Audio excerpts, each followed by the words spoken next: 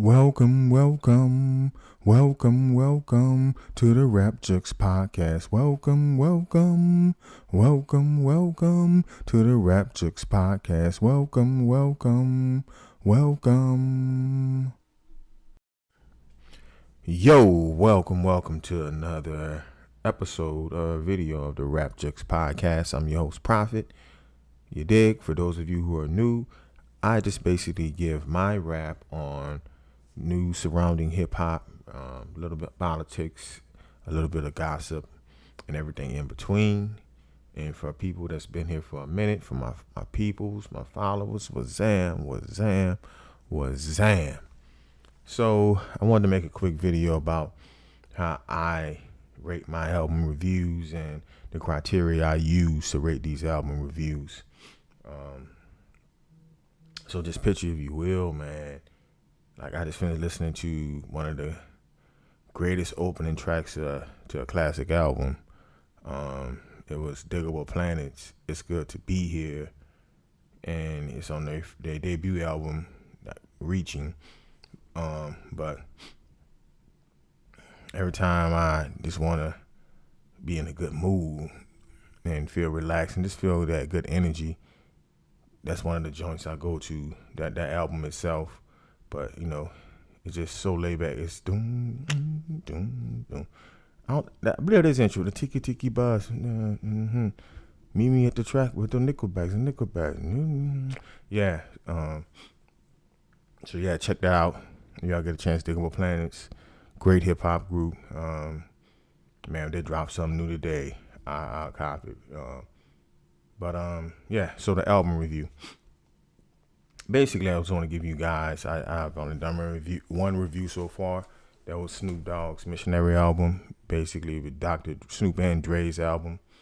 And I'm about to do that Muddy Waters 2 album soon. But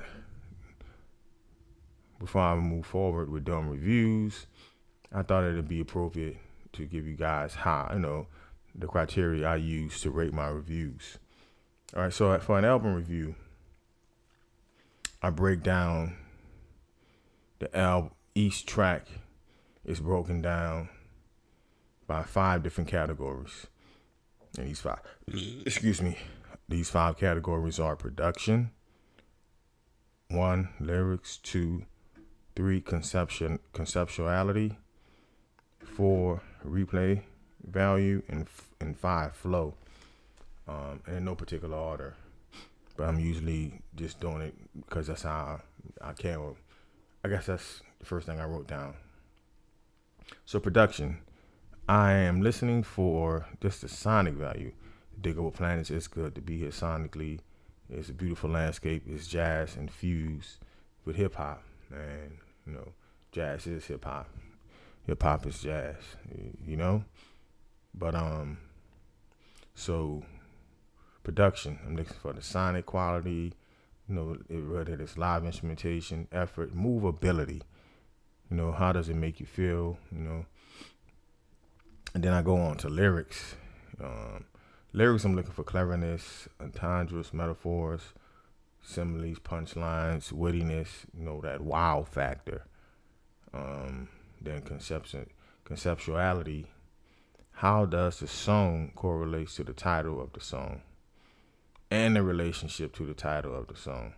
You dig? How does a song called War and dudes rapping about girls twerking in the club, like conceptuality, that'd be low. A song that would be high conceptuality when Nas rapped about him being a gun. The whole concept.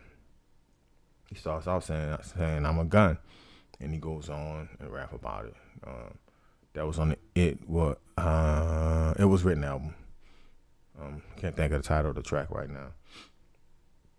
So conceptuality, then it's replay value.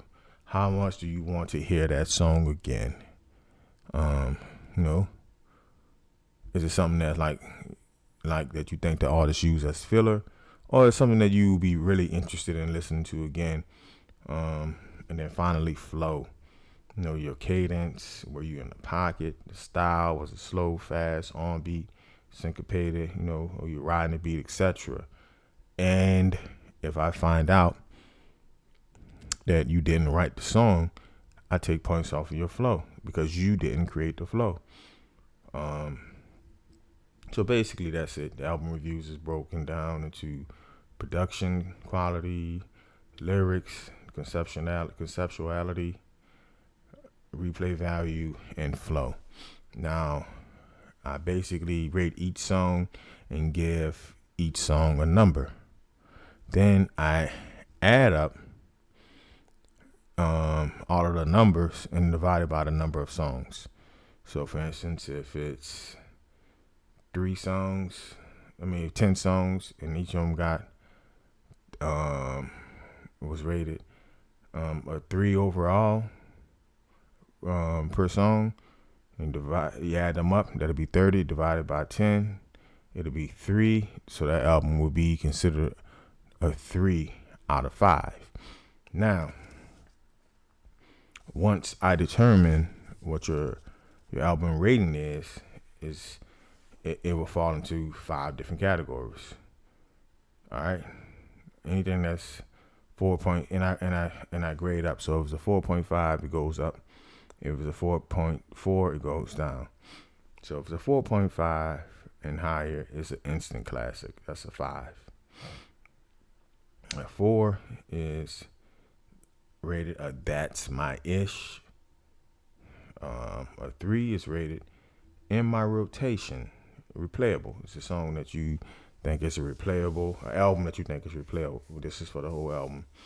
A 2 rating is poor thing, keep trying, meaning don't give up. You just don't have it yet.